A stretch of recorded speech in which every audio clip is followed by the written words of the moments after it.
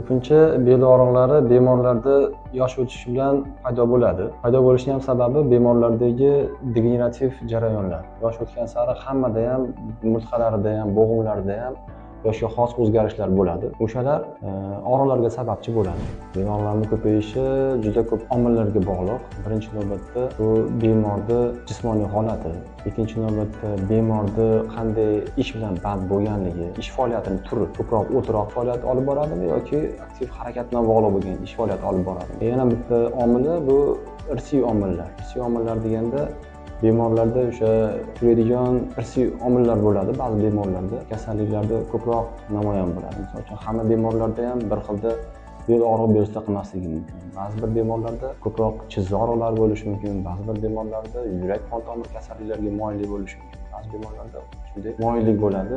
Mana o'sha umurtqa pog'onasidagi degenerativ kasalliklar deymiz. Umumiy qilib o'shanaqa kasalliklarga moyillik bo'ladi. Shu moyilligi bor bemorlarda ko'proq bel og'riqlari bezovta qiladi.